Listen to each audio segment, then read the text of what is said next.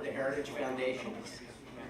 I'm Rob Gordon, Senior Advisor for Strategic Outreach, and it's a real pleasure to welcome all of us from NRB here today.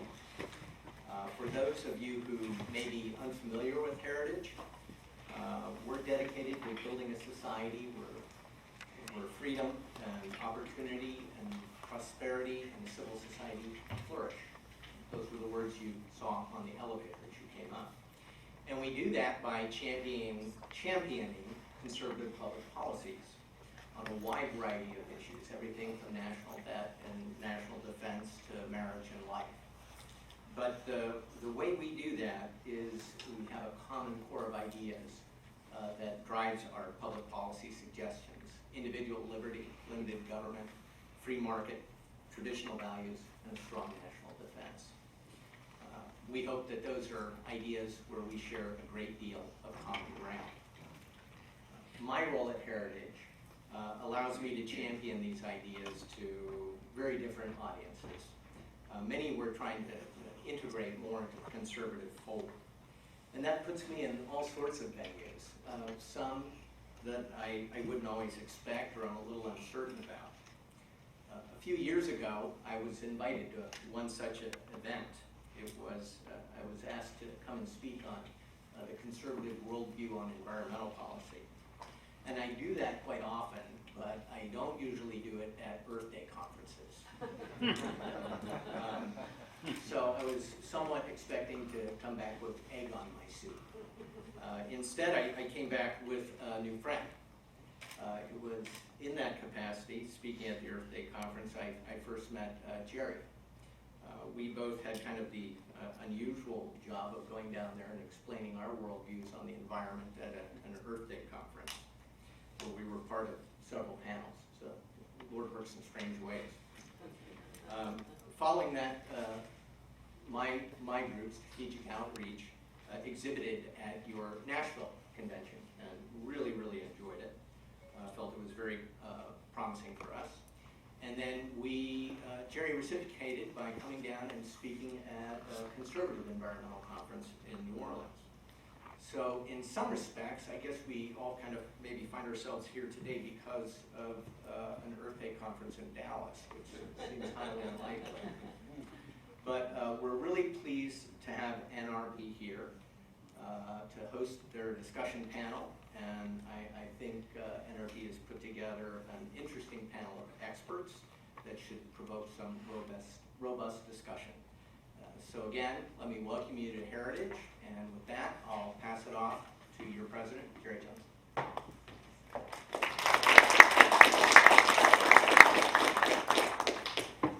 Well, thank you, Rob, and thank you, Heritage. I'm a strong believer in the work of the Heritage Foundation. We're neighbors physically on this street and in this sector of DC, but also in terms of work and ideology, and just we have similar DNA. We feel we're at home, or at least with relatives at Heritage, and so I do appreciate your friendship also. NRB has a threefold mission: National Religious Broadcasters. We are about advancing biblical truth, promoting media excellence, and defending free speech. And this particular session, this conference, this panel today is about that third mission statement, defending free speech. That's a principle that we hold dear as Americans, as Christians, as broadcasters. This is important to us. And I'm thinking of Henry Adams, who wrote The Education of Henry Adams. He made this comment, which I think was prescient. He said at the turn of the century, into the 1800s, beginning of the 1900s, that he had more in common with Moses than he would have with people 100 years from now. And he was right in terms of technology, the way people were living, and nowhere is this more true than it is when it comes to information and communication communication and technology. And that's really why we're having this meeting today, because we talk about defending free speech. And normally for us, that's about the First Amendment. It's about the government and this absolute right to free speech. But there's also this strain of private enterprise, and certainly with the Heritage Foundation here, we actually do believe in free enterprise and private business and so forth. But actually we've got conversation, in these public spaces created now, whether it's Facebook or Twitter, Google, whatever. We're sensing there is a community, an open community, and but we're also feeling that it's not absolutely a free speech zone. And so we're just trying to feel our way through this and talk about, what does this mean? How should we respond? It's not the same as talking about, government, First Amendment, free speech. It's a little more nuanced than that. So that's what this panel is about. And actually, we're wanting to model a free speech community model here today. And that is, we may not all agree, and that's fine. We want to have that discussion and that give and take. And to that point, I want to introduce the director of the John Milton Project, which is Craig Parshall. He's the Senior Vice President at NRB, and he's also our General Counsel, and he had this vision for the John Milton Project. Let's welcome Craig Parshall. You come, Craig, and then you'll introduce your panel. Let's welcome him.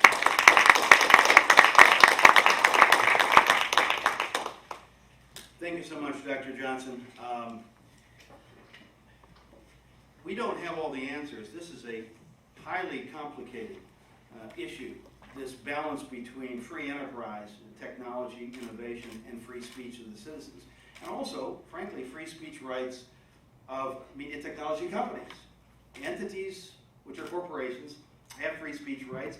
By the way, that was settled before the Hobby Lobby case. Now we know corporations also have religious liberty rights, but we knew from a number of Supreme Court decisions that, in fact, the Supreme Court elucidated several cases where free speech was one of the inherent rights under the First Amendment that corporations enjoy. So how do we balance all this? Well, we don't have all the answers, which is why we bring the experts in who are smarter than us. And we want to, as Dr. Johnson said, have this ongoing dialogue. This is the fifth, by the way, such dialogue that we have had with the John Milton Project on Capitol Hill. We've had former and present FCC commissioners, a research fellow from Columbia University, law professors, public policy pundits, columnists, and I think our panel today rivals, if not exceeds, the expertise of any panel that we have had thus far. So I'd like to, if I can, make just a couple of introductory comments about the direction that we're going to be going on this conversation today. And there's 3 points I want to make. One is about the power of the internet. The other is about the politics of the internet, and the third is about the public policy of the internet. And really, the third part is what we're all about today with this panel. But just as by way of background, we started the John Milton Project about 4 years ago, and at that time it was just a theoretical threat, concern about how free speech might or might not be impinged, not just by government, and that's implicit in the net neutrality discussion that we're going to have today, but also on the part of powerful corporations who own platforms, and depending on how you denominate that platform, is it a public or private space, is it private property, or is there some public interest involved, where do the free speech, or what we like to say, the free speech values of the public, come into play? So let's first talk about the power of the internet. Now, most of us are aware of this, but a couple of recent facts. Facebook, I think it was 2 days ago, was declared to be the 22nd largest corporation on the planet in terms of net worth. Amazon, we have one of their esteemed representatives here today. Depending on who you read, Paul, it's either 90 billion or 122 billion in terms of what their net worth is.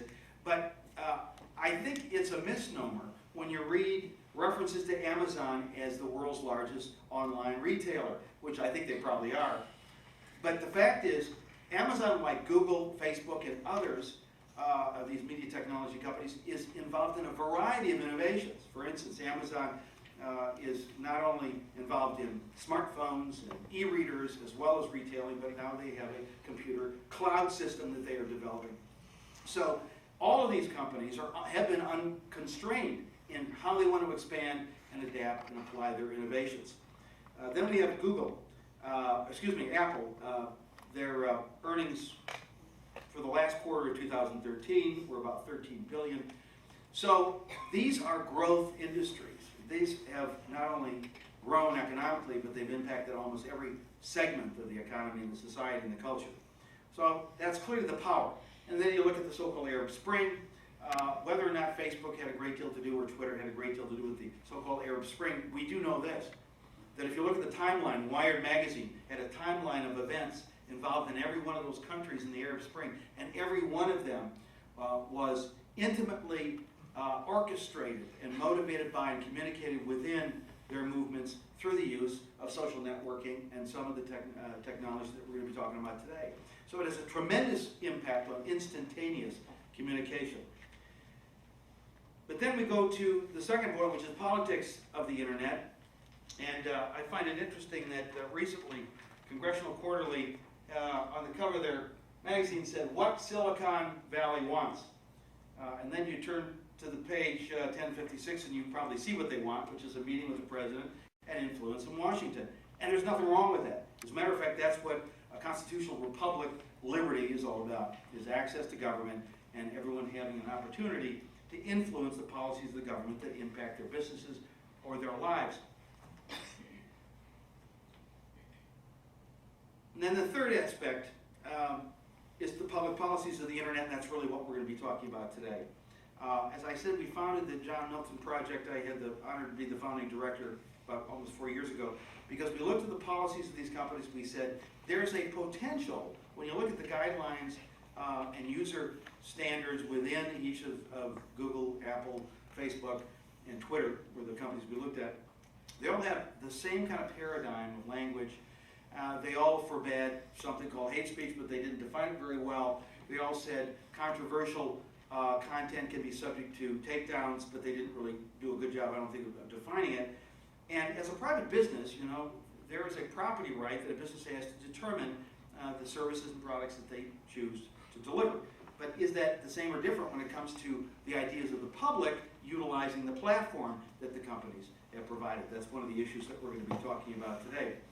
But lo and behold, about 6 months after I started the John Milton Project as simply a research analysis of the policies of these companies in terms of user agreements and so forth with customers, lo and behold, Apple took down Chuck Colson's Manhattan Declaration because a contingent of gay rights activists said it's a very unfriendly app that Apple had approved because they support traditional marriage and they denounce same-sex marriage.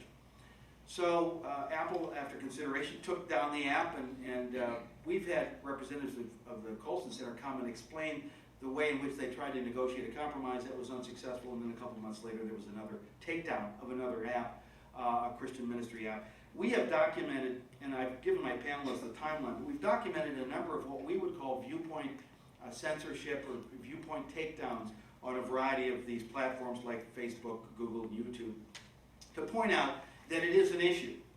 So and this is the fifth panel we've had, and the panel of experts I've had in the other four have all seemed to agree that they're uncomfortable with the idea that consumer-generated, public-generated content can be taken down simply because the viewpoint is objectionable to the media company that owns the platform. But we don't want government coming in and setting regulations and rules that then, where the pill is more dangerous than the disease. So how do we solve this problem? And we're here today to talk about solution to that problem, and it's much more thorny than we at NRB can solve ourselves. That's why we've asked our panelists to be participating in that. Now let me use a paradigm, and then I'm going to introduce our panelists. Here's a paradigm I used in a recent article, and I sent it to our panelists as well. If we picture the internet as a highway, superhighway, an interstate highway, if you would, but it's really a global highway, and we view broadband providers, most of them are telecom companies, but even the nature of who a broadband provider is changing.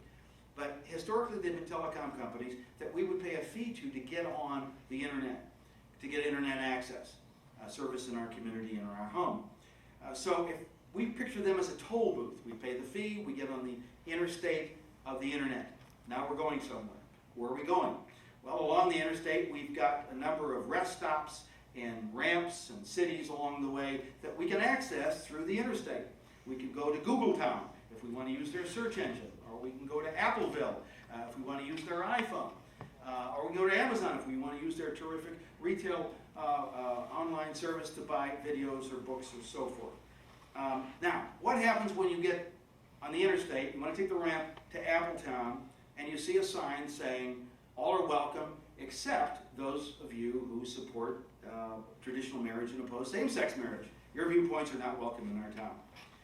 Or you go into YouTube, as happened recently with a Jewish pastor who had for 2 or 3 years been able to preach and have his sermons on YouTube, unmolested. He was never taken down during any of that period of time.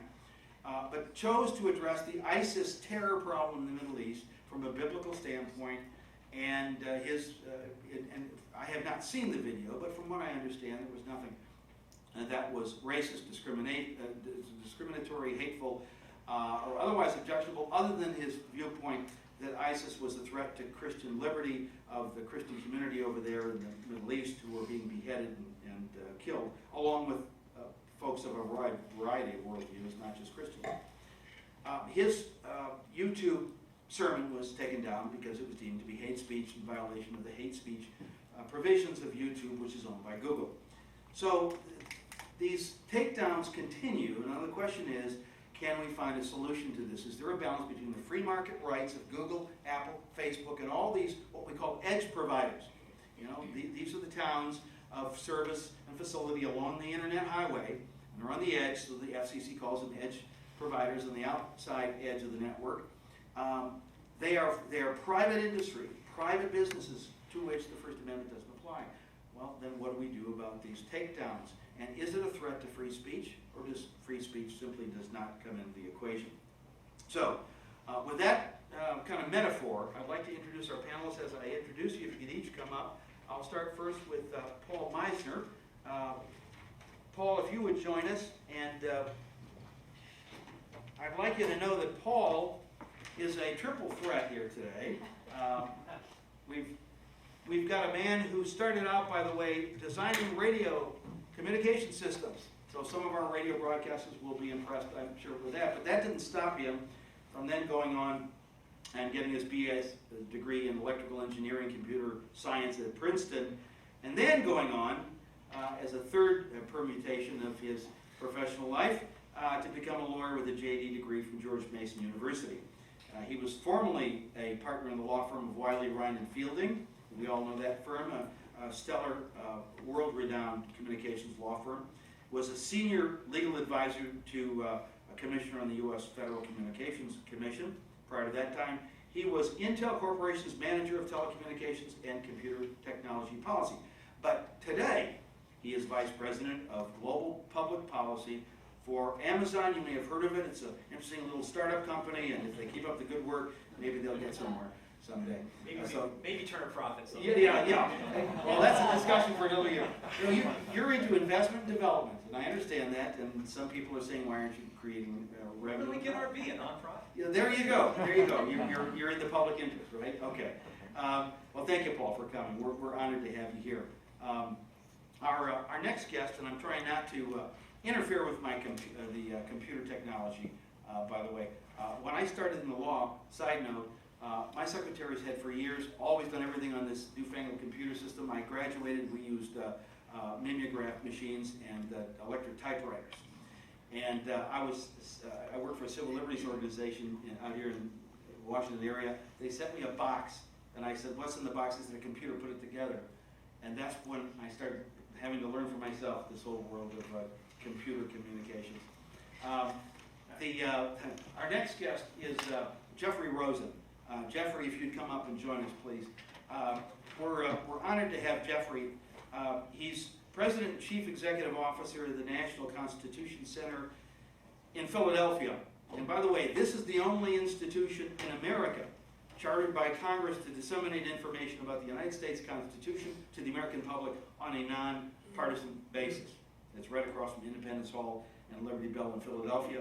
And by the way, Jeffrey is probably one of the best known and longest running legal commentators on almost all the major networks of any lawyer or legal pundit that I happen to know. He's also a professor at George Washington University Law School and legal affairs editor for New Republic. He's also a non-resident senior fellow at Brookings Institute, involving issues involving the future of technology and the Constitution. A perfect fit for today. Thank you, Jeffrey, for coming. Lastly, Andrew Kloster. He had to travel the least, but that doesn't mean that he's the least in terms of his contribution today. He's a legal fellow in the Edmund Meese Center for Legal and Judicial Studies at the Heritage Foundation. He's an author of law review articles on a scad of civil and human rights issues, and was a litigator and a scholar on a number of constitutional issues, and previously worked particularly with an emphasis on student rights and academics. And one of these days I'll have to talk to you about the case I lost in Philadelphia on academic freedom. Maybe I should have had you on board and would have wanted. But thank you all three. If we'd give them a round of applause. Now, I'm going to start with Jeffrey, and this is the $50 million question, I guess. But I think as but a check won't be sent to you in the mail, unfortunately. Yeah, we'll talk to Amazon later. Maybe they can ship in. And that is, Confucius, and I'm not a big fan of Confucius, but he said some interesting things. I have a Christian worldview, as our members do. But Confucius did say something absolutely true, and I think our rocket scientists believe in it also, and that is the 1,000-mile journey begins with the first step. A rocket on the trajectory has to start out in the right direction. So why don't we start with the most basic question about what is the legal status of this thing we call the internet? I'll throw a couple ideas out. Jeffrey, you probably got some other ones and better ones. But how we define the internet may determine how we answer some of these questions about free speech versus the free market interests and rights of corporations like Amazon, Google, Facebook, and others. Is it a public space? Does it belong to everyone? Or is it a private space, like real estate, where you can actually buy up parcels of it and then sell it, or at least control it? Is it like a navigable river, where there's an inherent public interest, so the government controls it, although it doesn't really own it, and uses it for public benefit? Should it be regulated, like a social utility, like we do the electric companies or the telephone companies? And we'll get into net neutrality in a minute, because that's really where this is going in terms of the front end of our conversation. But help us out, Jeffrey, because there is no perfect answer. I guess any answer you give will be intriguing. So I'd love your thoughts. How should we, in your opinion, approach this question about what is the nature of the internet from a policy and legal standpoint? Does any answer I give get me $50 million? No. Unfortunately not. That's too bad. I don't have a metaphor to answer your question, but I do know one thing, that at the moment, the people who have no more power over free speech than any king or president or potentate are not on the Supreme Court.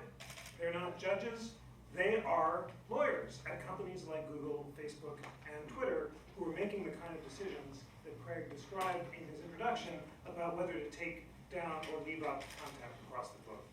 So how to think about this space where these young lawyers, many of whom are literally 22 years old, in t-shirts and flip-flops in Silicon Valley. I've met them and have the privilege of spending time with these people at every level of these companies.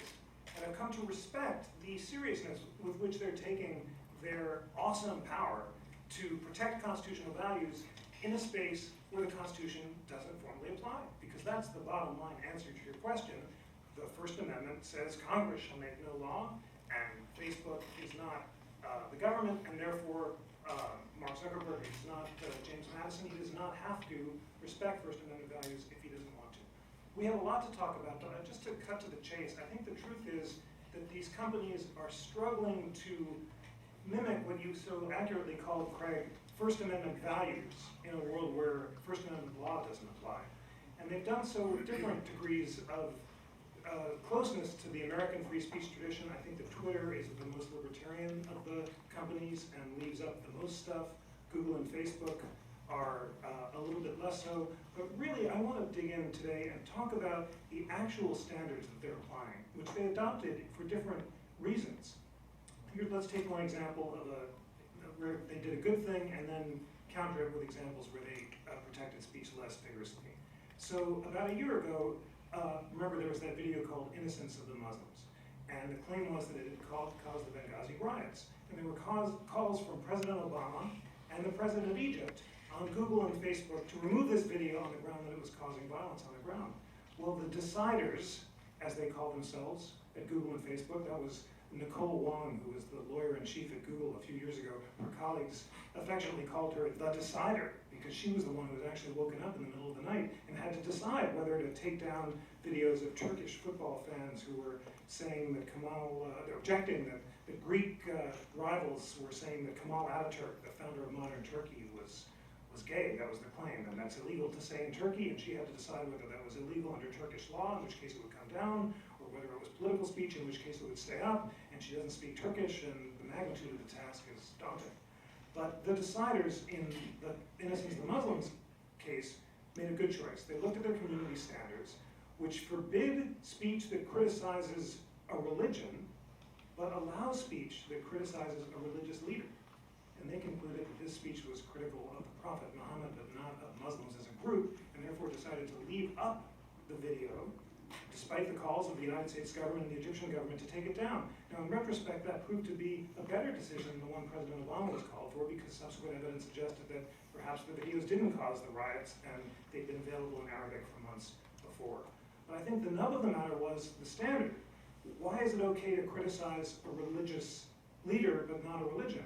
The American First Amendment draws a different line. You're perfectly entitled to criticize a religion under America because group libel, which Europe bans and is trying increasingly to prescribe under an expanded view of the so-called right to be forgotten, which is a very French notion that we need to discuss a bit later, that basically any time your dignity is offended, you should be able to remove material from the internet. And the American First Amendment draws a different line and says that speech that's critical of groups or individuals is permissible and can't be taken down because it offends their dignity.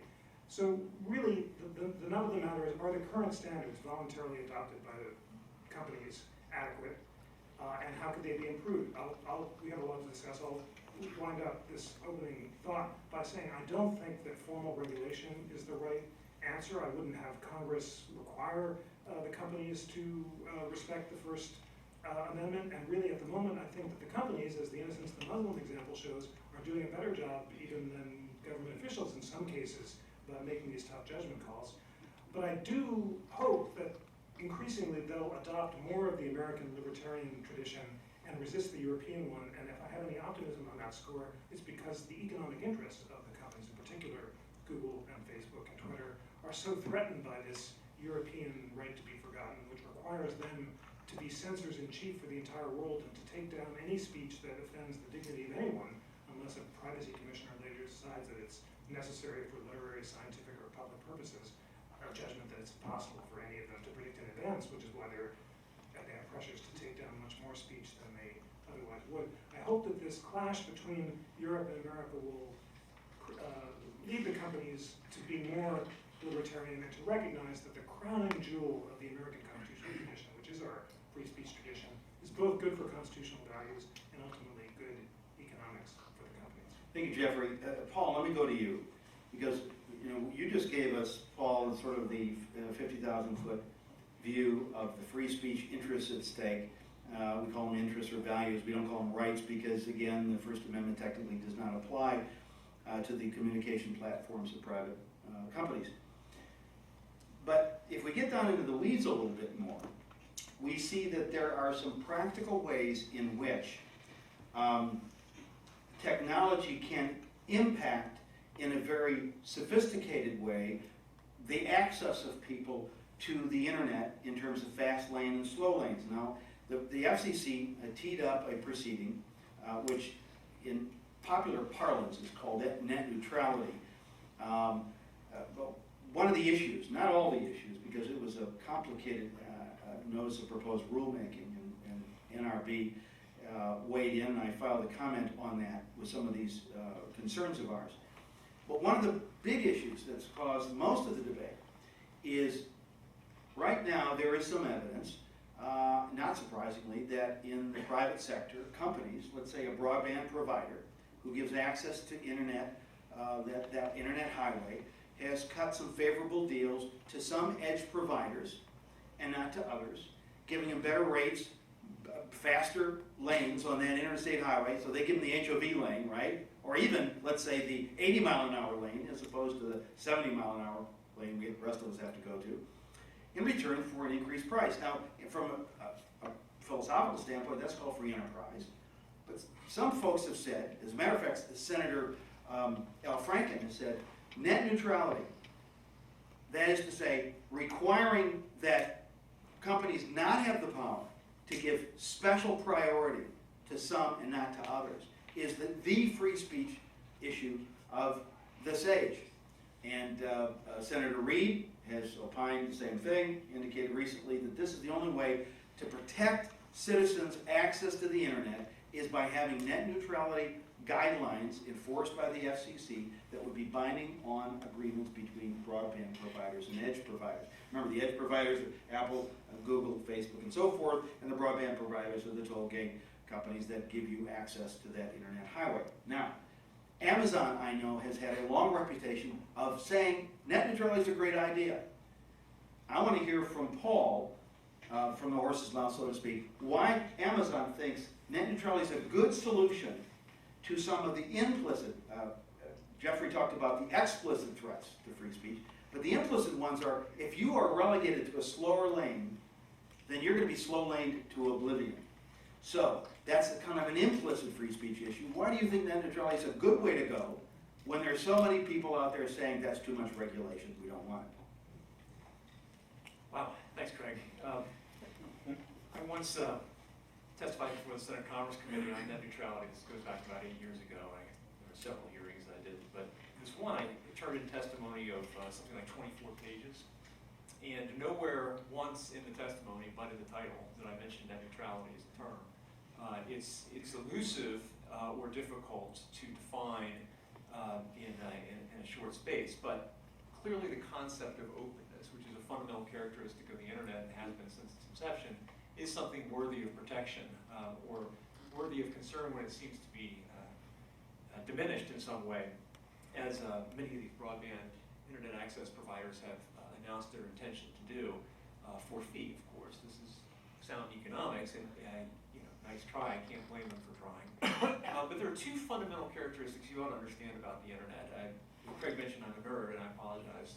This gets slightly nerdy, but I'll try to keep it a little less so. First of all, unlike all the media that preceded the internet, it is a pull medium as opposed to a push medium.